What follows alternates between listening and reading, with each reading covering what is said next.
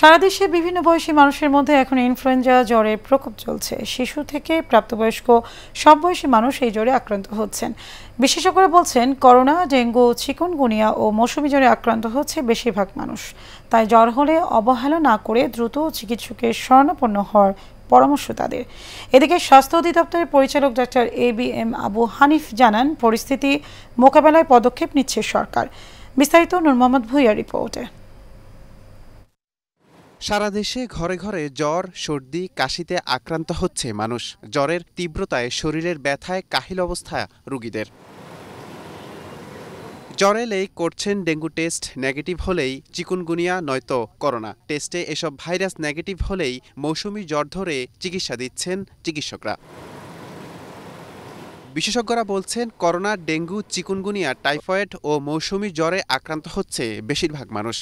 রোগ কিন্তু সময়ের সাথে মিলিয়ে দেখা যাচ্ছে যে রোগের লক্ষণগুলো পরিবর্তিত হয়।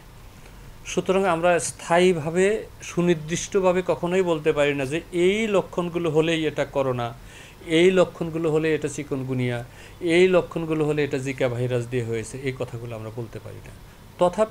তথাপিও সাধারণভাবে আমরা ধরে নিই যেটা, সেটা হলো যে যদি দেখা যাচ্ছে জ্বরের সাথে কাশি আছে, গলা ব্যথা আছে, সর্দি জ্বরের লক্ষণগুলো আছে, মুখের স্বাদ কমে যাচ্ছে, এই জিনিসগুলো করোনা ভাইরাসের লক্ষণের সাথে চলে যায়। এসব রোগ থেকে মুক্তি পেতে পরামর্শ দেন স্বাস্থ্য অধিদপ্তরের পরিচালক ডক্টর ABM আবু হানিফ। মশা, যে এডিস মশার স্বাভাবিক বৈশিষ্ট্য হলো সাধারণত এরা দিনের বেলা কামড়ায়, সকাল সন্ধ্যা এরকম সময় কামড়ায়। তার মানে ওরা কিন্তু চুক্তি করেনি যে রাতে কামড়াবে না, রাতেও কামড়াতে পারে। তা আমরা যেটা ঘুমাবো যখন, আমরা যেন মশারি ব্যবহার করি। কর্মক্ষেত্রে যেন আমরা হাতাযুক্ত জামা, মোজা এগুলো যেন ব্যবহার করি। জ্বরের উপসর্গ দেখা দিলেই আতঙ্কিত না হওয়ার পরামর্শ এই চিকিৎসকের।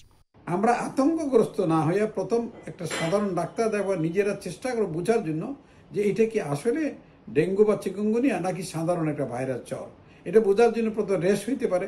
তো এইগুলো কোনোটাই কোনো খারাপ না। সাধারণ প্যারাসিটামল জ্বরের ওষুধ খেলেই ভালো হয়ে যায়।